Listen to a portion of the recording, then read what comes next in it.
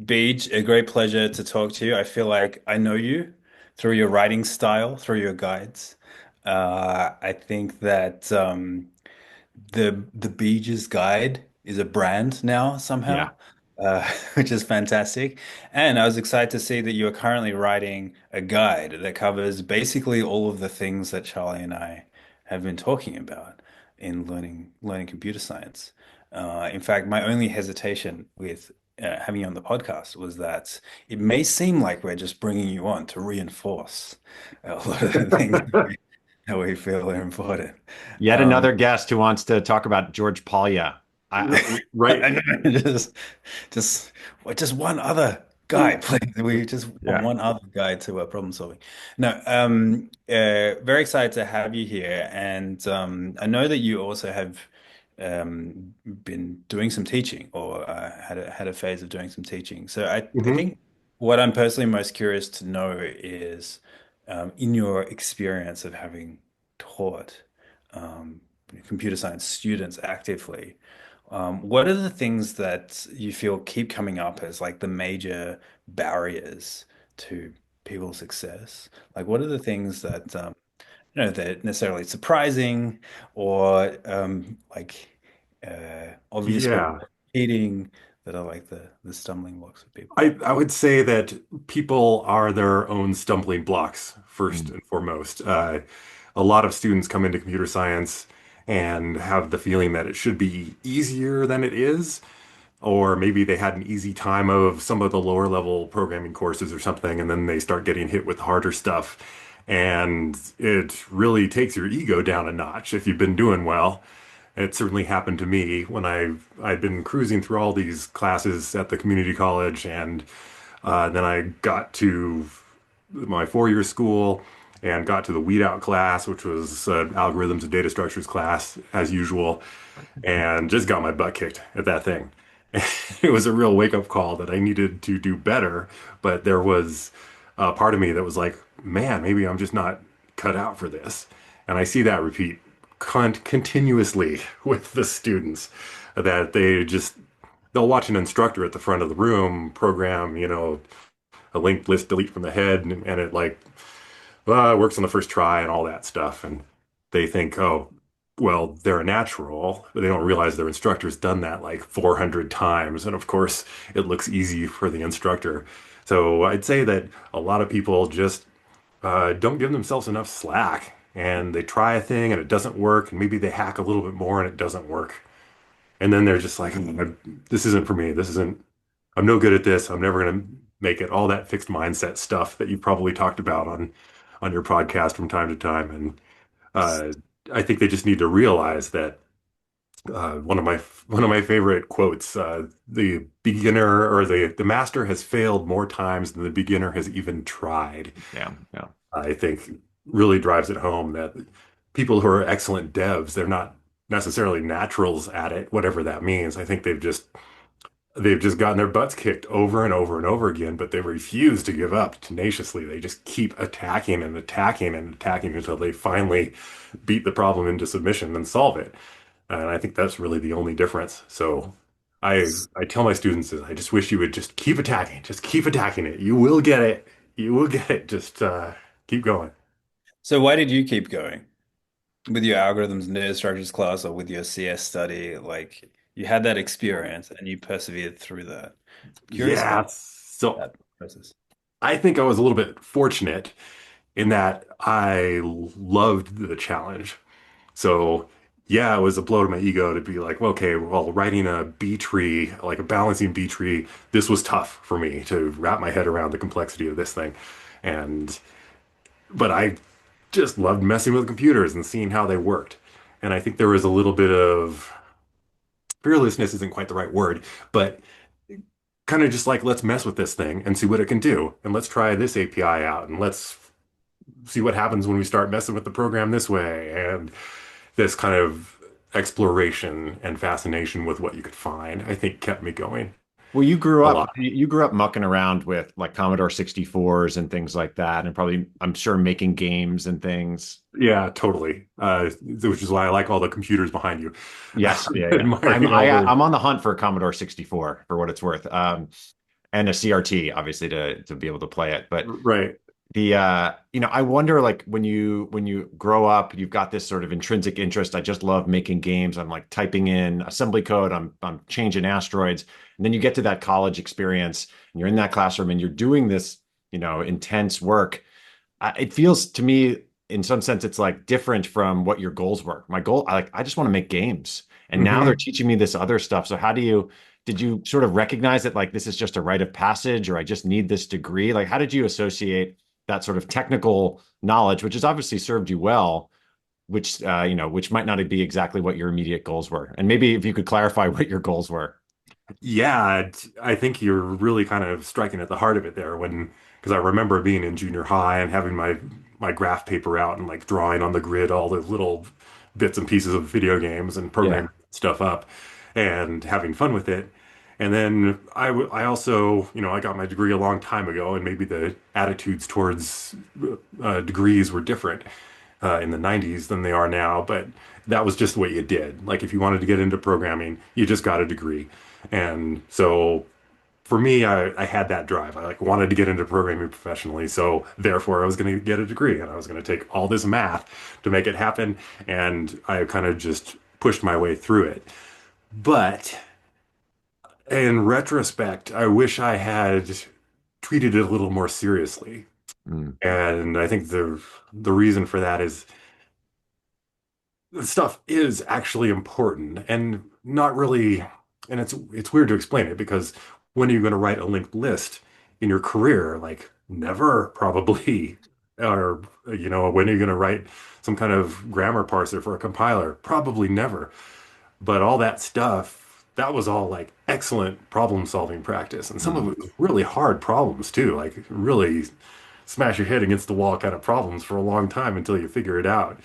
And that was a workout that at the time, I didn't really respect. I realized now that I was getting it because I was doing the work, but I should have been more enthusiastic about, yeah, this is a workout. Yeah, this is really hard, but every moment I spend hacking on this stuff, whether I'm succeeding or failing at the task at hand, like I am learning that whole time mm. and I'm getting better at problem solving. Every single time I try to solve a problem and fail with some particular approach, I should try again with a different approach. And now I've learned something with that first failure, but I'll learn something again with the next one, and I'll learn something when I succeed finally. So, This yeah, I has kind been of went through the pace, but an ongoing theme of what we talk about as well is like taking somebody else's desire to tell you something and turning that into an invitation to challenge yourself. It's like you're reading a textbook, cover up the next paragraph, anticipate what it says, or there's a mm, problem. It's like, or it's not posed as a problem. It's posed as a conclusion. But stop and say, how do I demonstrate to myself that this is true? Right? Like in the I same way love the that. mathematician would try to prove it for themselves and write a proof before continuing with the paper. For us, it's like, well, how can I trace this? Like, how can I observe the kernel doing this or something? Hmm. Like that's like, but it's very hard as a 17-year-old, 18-year-old to have that mindset when you want to make games and you're being told to, balance a binary search tree or something. Right. Yeah. You're like, this isn't what I signed up for, is it? Yeah. Something I'm curious that's related to that is the chapter heading that you have that's something like "You've got to love it," and that stuck out to me because I very much believe that, and it was interesting to see so many people enter the industry about 8, 10 years ago when the boot camps were really booming that didn't love it, like that Hmm. saw it as a financial proposition.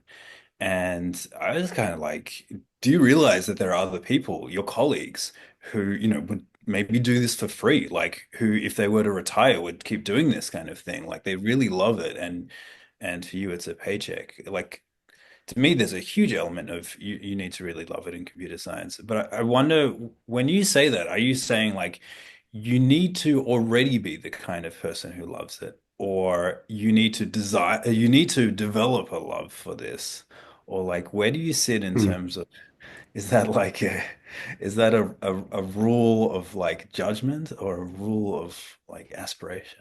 I think more aspiration. I don't think that there's anybody who's I'm pretty sure nobody's actually like a natural at programming. I think everybody just has to attack it because it's hard to figure out.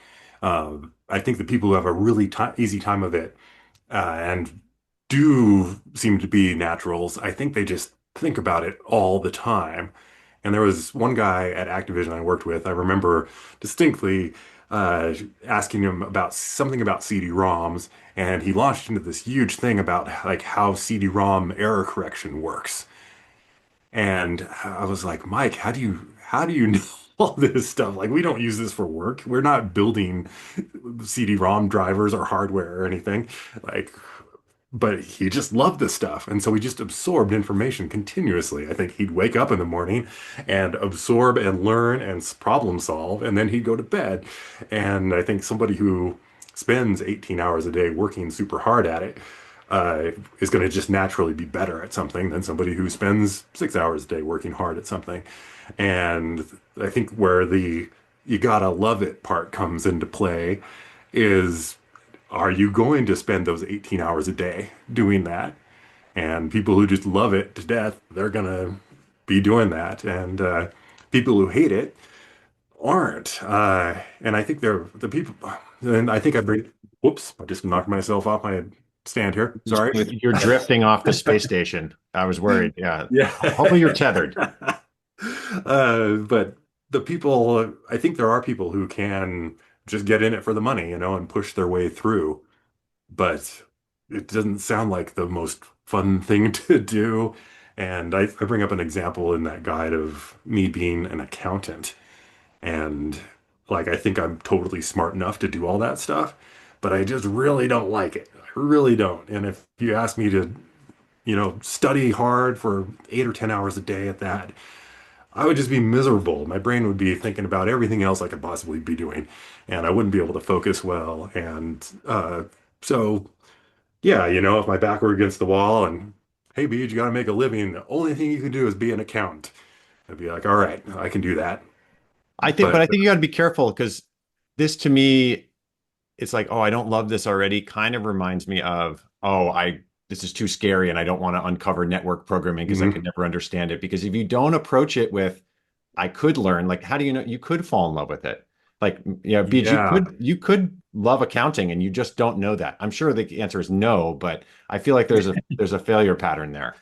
no, I think you're right to call me out on that, because you're right. There's a chance that maybe there's some aspect of accounting that just I haven't just seen yet, and my only There's experience. something beautiful about double entry bookkeeping like that. Right. How old is that in human civilization? So I don't know. Yeah. Yeah. So uh, I I'd encourage people to definitely look at it and like, because I'd want them to make up their own mind. I want them to say, well, wait a second, I've never looked at this before, and now that I've seen it, this is actually kind of a neat thing. And sometimes they just don't know what they're missing.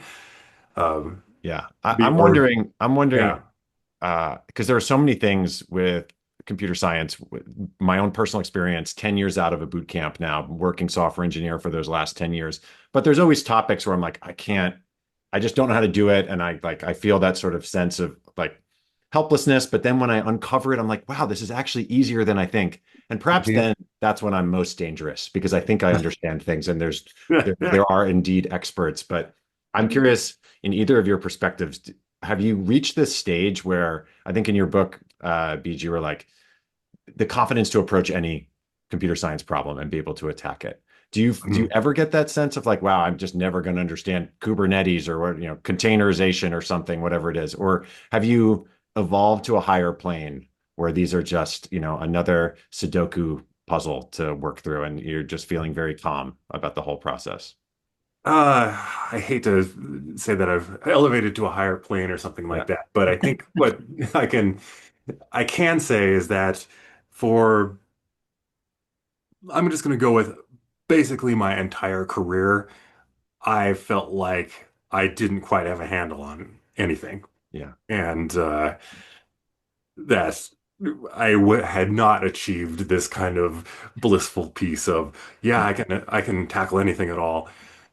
But I think at the very end of it, after working like 18 years out of my 20 years in industry before I went to teaching, I started to actually feel a little more bit more comfortable. And I had been in the same job at that point for about 8 years with a buddy of mine. We'd formed a company to do web service work, and he was the business and I was the tech. And his job was basically to go into all the meetings with the potential clients and tell them, yes, we can do whatever it is you're asking. While I sat there in the meeting quietly going, Yeah. how are we going to do any of that? And so there's that feeling of you just got tasked with something, and your first thought is, I have no idea how to do this. I'm doomed. Yeah. And I think we've all been there. Uh, but then somehow, after going through these projects with my business partner, somehow I always managed to like pull the rabbit out of the hat and Mhm. come up with a solution.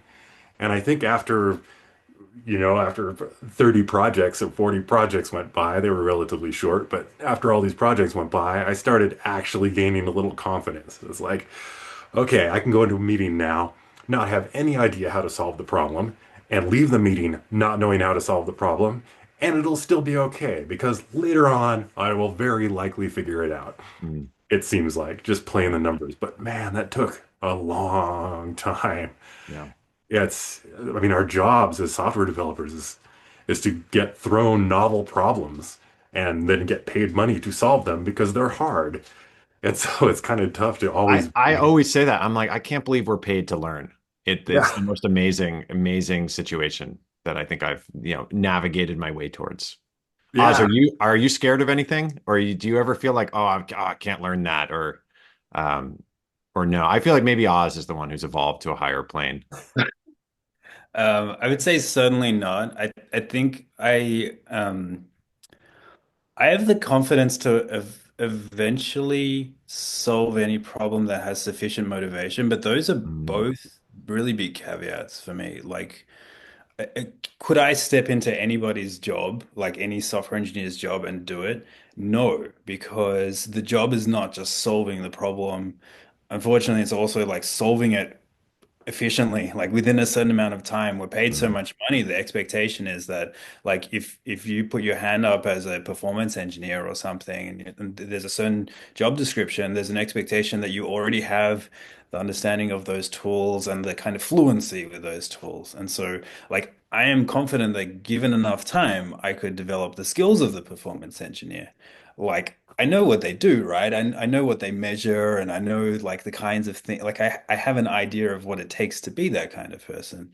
But I don't have that, like that fluency that they've developed over however much of their career. So there's that aspect of it where it's like, okay, I can't, I could theoretically do any of these things eventually, but being able to do it with the professional skills is another thing.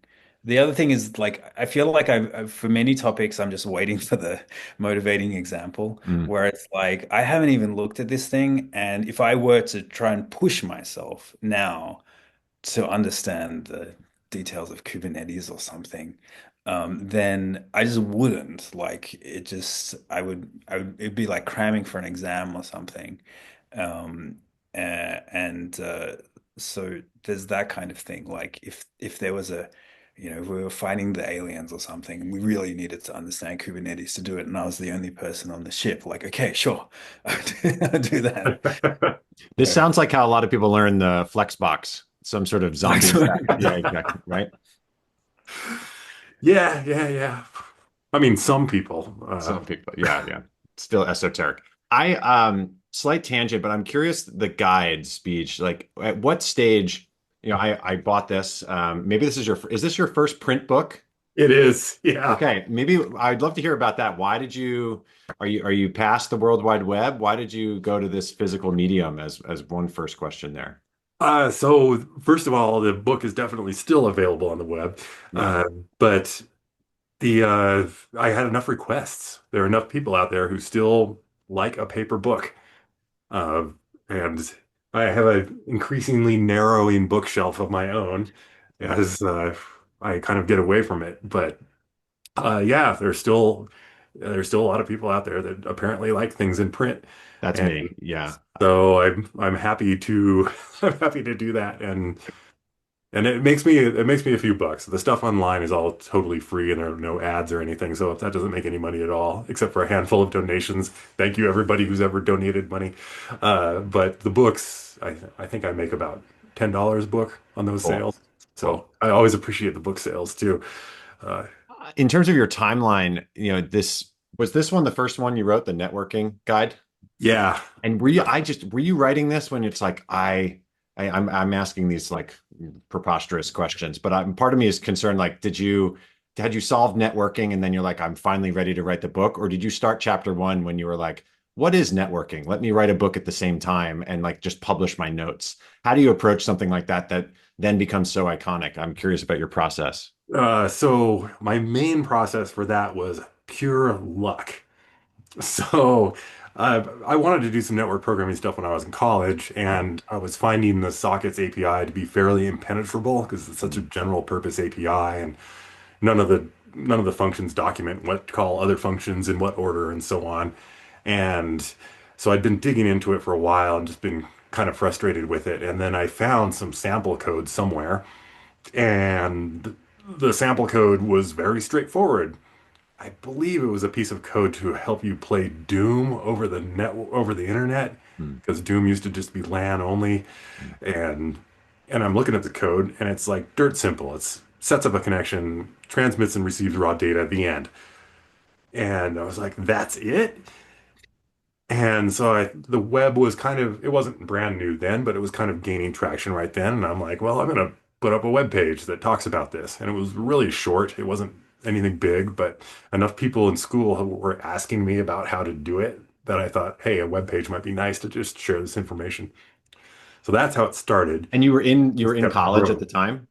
Hmm. You were like you were a student at the time when you first set that up. Yeah, I was a student at the time. Okay, cool. So it started off that way. And because it was so early, like pre-Google, it got plenty of links before Google came into existence, and Google ranks pages based on how many links, or at least they did at the time. And so I got a really high Google ranking, which really, that was the lucky bit. But after that, I enjoyed writing. I enjoyed sharing the information. And there's part of me that likes the old hacker ethic of information wanting to be free and sharing for the sh sake of sharing as opposed to for the sake of necessarily making money off it. So I just kept writing stuff and I still enjoy it. And now that I'm at the university, I'm noticing all these gaps in student learning Cool. stuff from Git to basic command line usage to stuff like that. And this is giving me all kinds of new inspiration for writing the next thing. I do love the nature of publishing online too. Like, there's no need for an errata section because you just go and fix it, right? Right.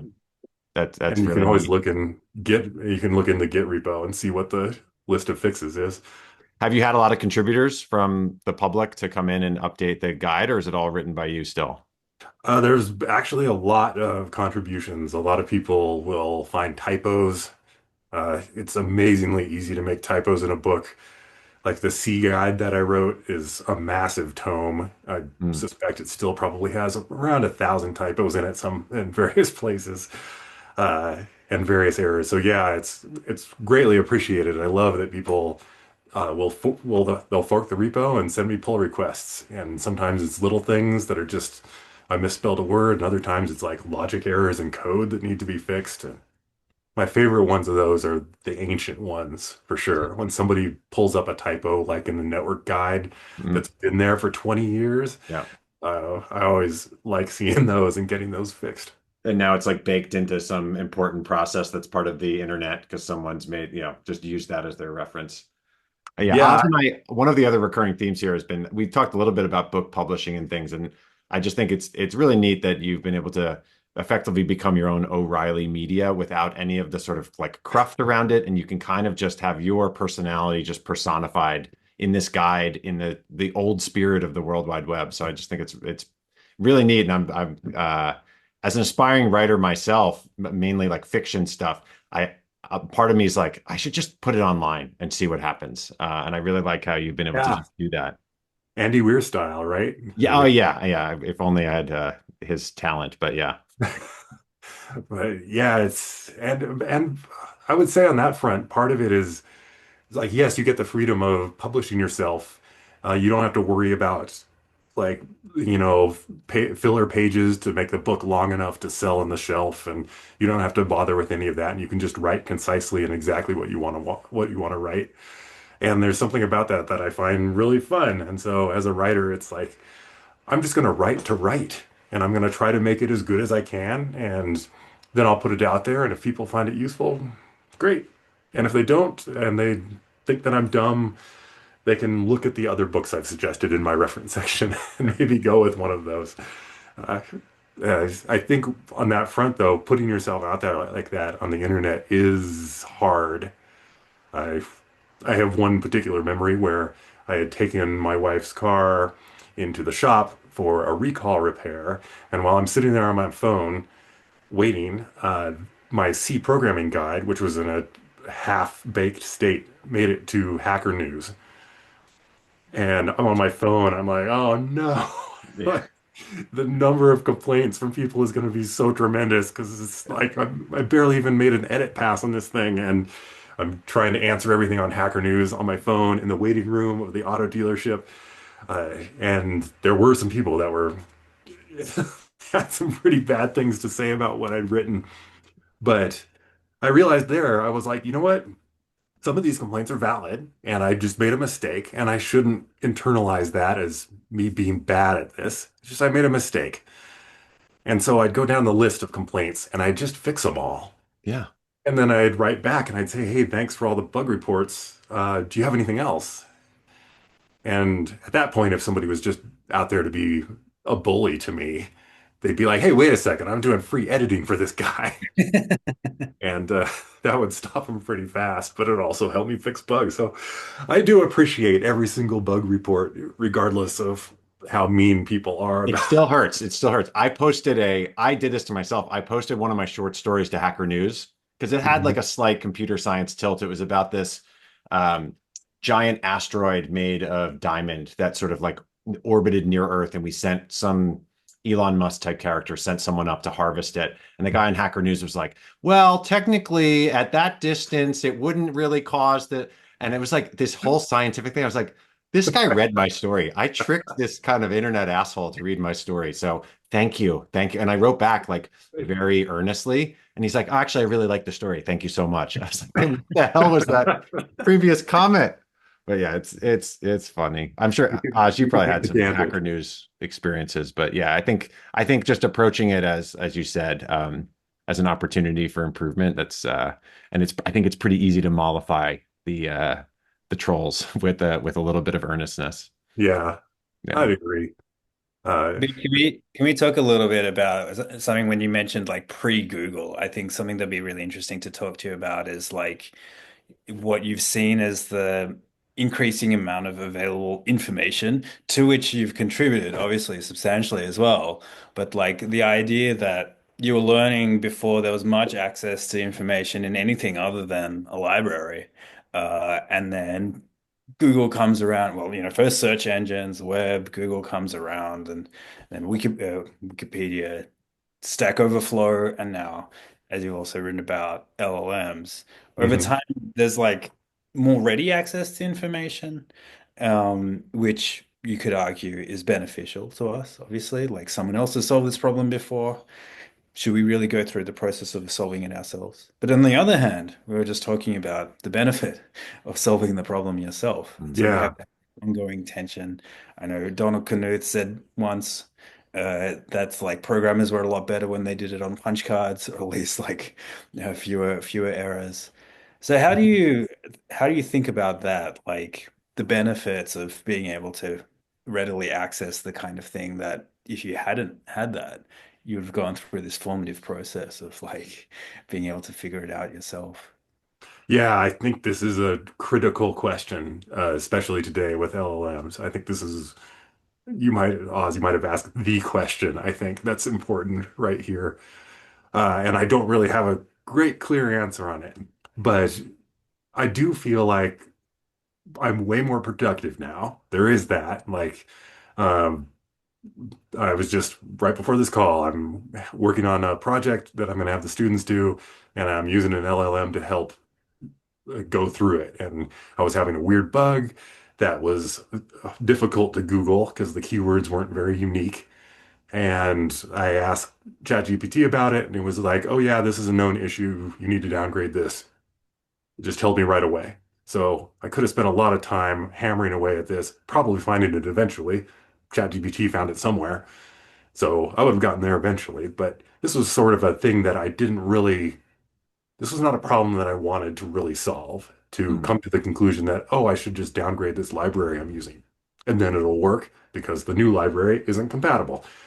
Uh, that's not like what I like to solve. And it wasn't a very useful solve either. Like at the end of the day, I don't feel like I've worked out my brain on something that was a difficult problem. So for stuff like that, I think it's great. But then I think when we start punting to it for, hey, help me actually do the problem solving on this, I think we can get a faster solution there, but I think we lose something. I do think we lose, it's like we're having somebody else lift the other half of the barbell. And sure, the barbell gets lifted at the end of the day, but we don't get the workout that we got from just doing it ourselves. Um, I mean, so, there's this Beatles anthology clip. I think it's McCartney talking early days when they're still, kids or whatever, and they're like, "Yeah, and there was this guy from school. We took the bus over, and we took switched three buses, and we went over to this guy's house, and he was going to show us how to play B7 because none of them knew how to play B7. He's like, we learned it clunk, and then we came back, and then you wrote a song. But like, imagine that effort that would just be yeah. instant now. And so you obviously lose an interesting story, but I don't know, the earned experience of finding that knowledge or sifting through the microfiche in the library. I don't know if this is just like another case of nostalgia, just like, influencing my entire worldview, but there was something about earned knowledge that Mhm. maybe it stuck more, or maybe you appreciated it more. I think it does stick more. And it's like the bus ride to learn the chord, you're thinking about what it could be all the way Yeah. over to the guy's house. You learn the chord. You're thinking about the chord all the way back on the bus ride. You haven't moved on to the next thing yet. Or maybe you're starting to think, how can I use this chord now? Now that I know it, how can I use this in my songs? Yeah. Uh, and so there's this, I don't know, like a slower pace where your brain is busy digesting this stuff and making connections and deciding what you can do with this information instead of just like, all right, figured that out. Let's go to the next thing. ChatGPT, help me out here. And we don't have that moment of reflection and we don't have the same struggle. Like looking at an algorithms book and these are the hardest things for me to go through, like trying to figure out how complicated algorithms work. I'll read a sentence in the book and it won't make sense to me. And I'll be like, all right, I didn't get it. I got to read that sentence again. And so I'll read it again and it still doesn't make sense. And sometimes I'll read a sentence like 5 or 6 times before it starts to sink in what that sentence is trying to tell me about this particular data structure or algorithm. And I think that's a good like mental flex right there to be able to work on the problem that's that hard. And it's really nice to have ChatGPT to be able to bounce ideas off of. But even then it feels like it's like, oh, let me help clarify that for you. And instead of my brain doing all the hard work of clarifying Mm. it, ChatGPT is doing the hard work of clarifying it. And yeah, I'm so to get back to what you were saying, I was like me thinking this is the question. I don't actually know what the answer is. Like, where's the right balance here? I feel like it's if we just decide forget Google and forget LLMs, now we're just being way too inefficient. We could actually learn faster than this, and we could still be strong with our learning. But if we go the other route and ask it to solve everything, now we're not learning anything, and our critical thinking skills are going in the toilet. And so somewhere in the middle of this, there's a maximum, and I'm not sure where it is yet. I've been telling students that the maximum is somewhere around they can ask ChatGPT to help with understanding what it is they have to do. Even that I think is risky. They can ask ChatGPT to help reflect on what it is they've completed successfully and get feedback that way. I think that's a lot better. But I tell them like, don't use it to solve the problem. Like you're here to work out in school. Don't just don't even ask it. Struggle through the problem because that's where the learning happens. Uh, I mean, they still use it, but I tell them not to. There's something, surely there's something that we can take from mathematics for this. Like when I look at my friends who enjoy mathematics, like they're never going to touch the frontier of the field, right? Like they're never going to like have to do some piece of mathematics that isn't in a book somewhere or in a Hmm. paper. And yet they will enjoy the process of learning. They will refuse help. I had a friend who threatened to block me on WhatsApp because he thought that maybe I had a solution to a problem that he was working on. Uh, uh, so I wonder, like, part of me is like, well, these people just like they've realized that this is their hobby and they get a lot of joy out of it, and they don't want something else like a book from the 19th century to take away that joy by giving the answer too quickly. Hmm. And like, I don't know how you would take a computer science student who's lukewarm on kind of being a programmer, or like they don't know how much they're going to enjoy this in the future and say, hey, you ought to enjoy the process of struggling.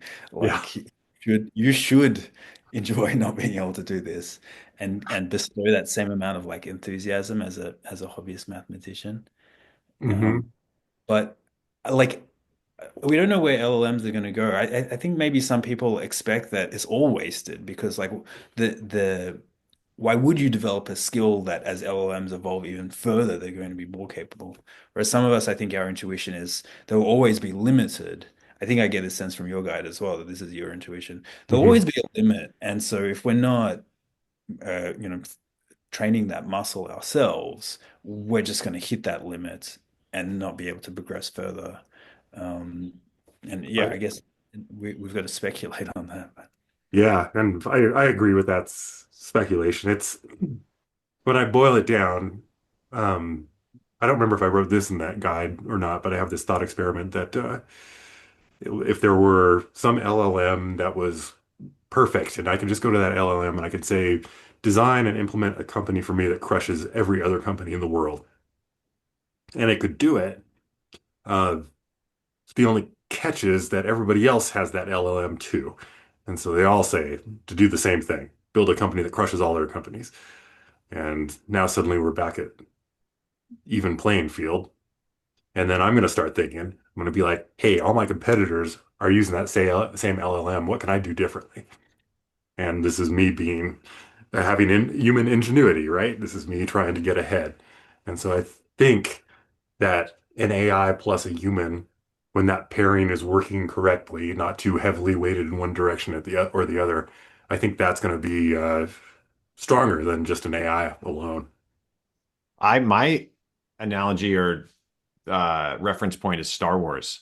So you've got droids. These droids are AI of some capacity, and it's in some cases the droids are the heroes, but it's kind of that symbiosis between the two of them where I think Han Solo still knows how to be a mechanic, but and also a smuggler and all these other kind of cool things.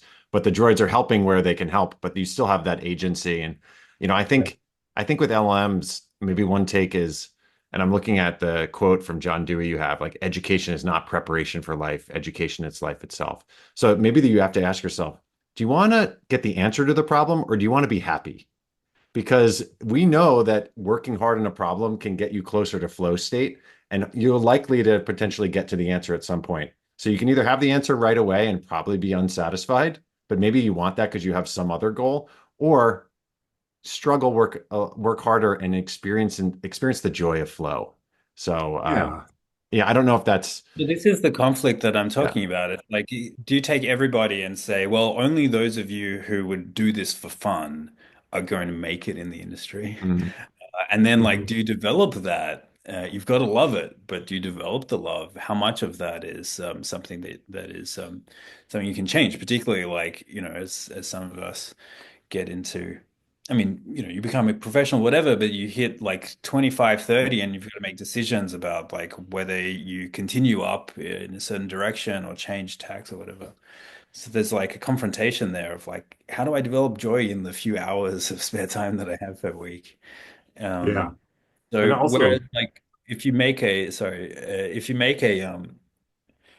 like I still wonder if we were just talking about Wikipedia, it'd be very easy or Stack Overflow, it'd be very easy for me to say, well, it's limited, and the best engineers uh, know how to go past that limit because they've developed a method of directly inspecting a problem, playing with a problem, like building tools, building feedback loops. They have a very different approach. Like if you imagine someone who has nothing but the closest book, or even not that, like they just have a computer and they need to figure out how it works. They do have the method, they have developed a method for this, like almost reverse engineering the problem. Now, if all you have is Stack Overflow, like you're going to hit the limits of that very quickly, and you need this method. So there's a pragmatic argument there as well, mhm. and at the moment that definitely applies to LLMs.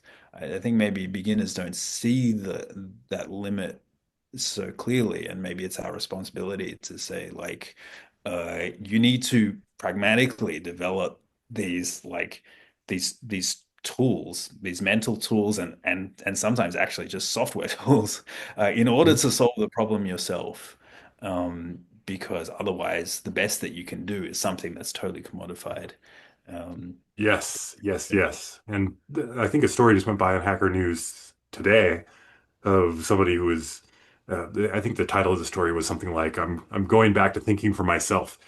That they've been using AI for a lot of stuff, and they had used it for this project. And as the project grew, the AI became less and less capable of actually solving problems, and they hit that wall.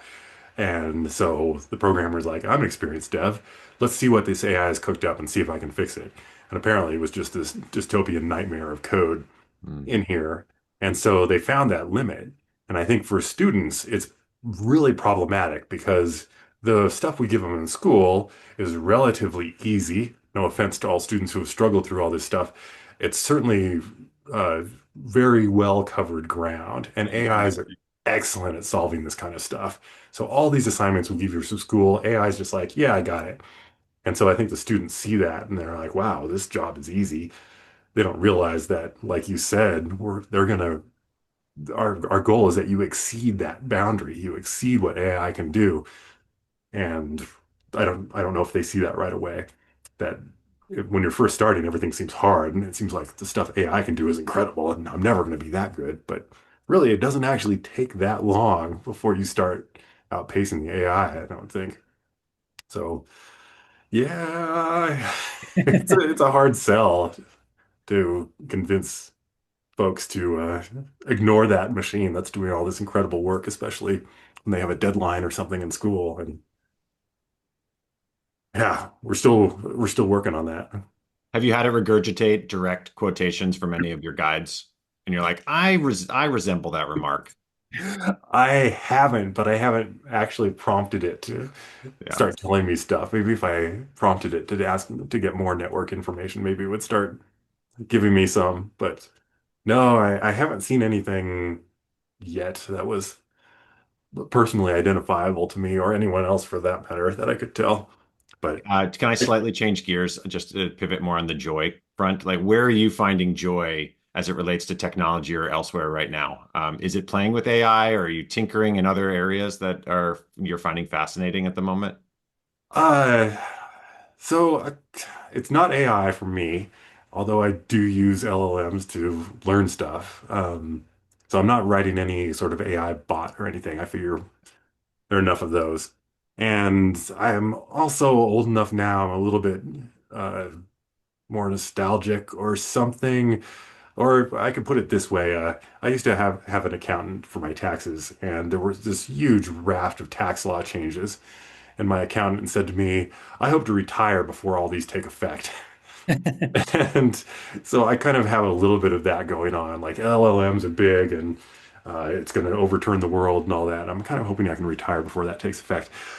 But at the same time, so I'm kind of reverting a little bit to some older stuff and having some fun with that and looking like the way I think that social media has gone has been really hard on society, and it's been hard on me personally. So I kind of moved away from the classic social media and I started using Mastodon and Lemmy and Google Are you even keeping abandoned. like plan files and Gopher protocol? Like Yeah. where are you on that?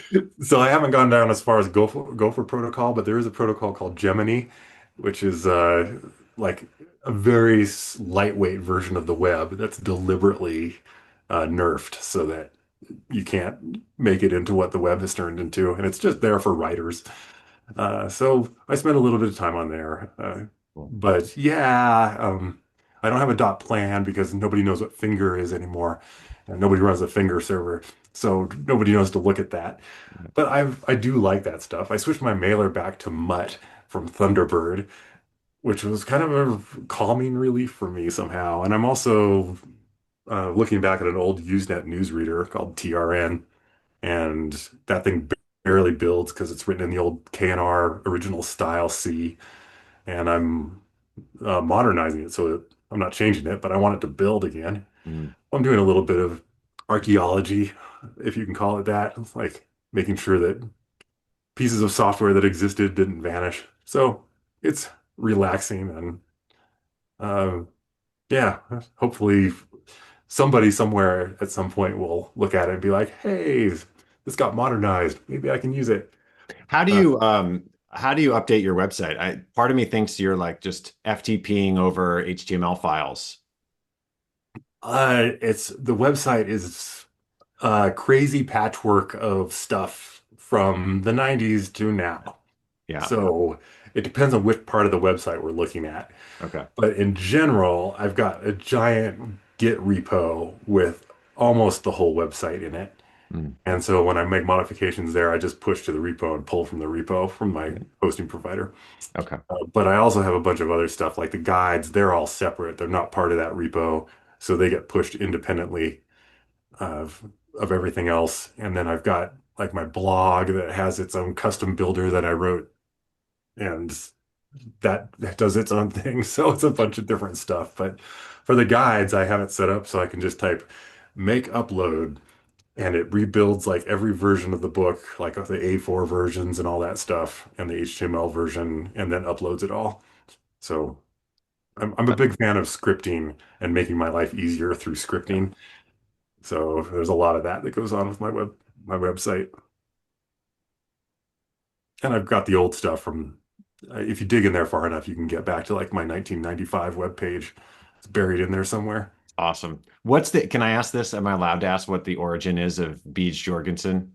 Everybody asks. So Yeah. I figured it would come along Yeah. at this but the story is not amazing or anything, but basically in the little town that I grew up in, uh the hacking community was pretty small, 80s in the 80s. And there was a guy who was part of that community named Brian Johnson. And that was not me. I was Brian Hall. And but I got mistaken for Brian Johnson once. And Brian Johnson, the initials are BJ, and that got contracted to Beej, and then that stuck. So Mm. I have a nickname named after somebody else entirely. And I don't know what happened to Brian Johnson, but I'm sure he's unaware that I'm named after him. Later on, like some 20 years later, I met another guy, Mike Jones, my friend from work, and I was introduced to him. I said, "Hey, I'm Beej," and he said, without missing a beat, "Beej Jorgensen," and Mm. that's where Beej Jorgensen came from. So I've been gifted two names, a first nickname and a last nickname, both of which are completely fabricated. And what works well for me is that there are a zillion Brian Halls on the internet, but there's only one Beej Jorgensen on the entire internet, as far as I can tell. Awesome. I sort of was hoping, I mean, that's a great story, but I was sort of hoping it was like a GNU's not Linux type backronym type thing. But no, it's still pretty great. I'm gonna have to fabricate one now that you've said that, though. We'll Yeah. figure something out. Well, I might have to run kind of to get back to work at this point. But Beej, it was awesome to chat. I'm glad we were able to sort of weave this in here. And I'm going to make a promise that I'm going to do my best to get through this paper version. All I right. I'm psyched, and I really appreciate the time that you took to chat with us. And it's weird how similar your guide to computer science is. Basically everything that I've been trying to glean from Oz in the 5 or 6 years since I've known him. So there's a lot there, and it's good to finally um, have someone else confirm what Oz has been recommending to me for so long. I was going to say the Yeah, same thing actually, yeah, so I'm grateful to talk with you guys about this because yeah, I put that out there. I'm like, this is what sounds good to me and what seems yeah. to work, but hopefully there are other people who feel the same way. All right, take care. Have a great day. All right. Thank you. Thank you guys so much. Bye. Bye bye.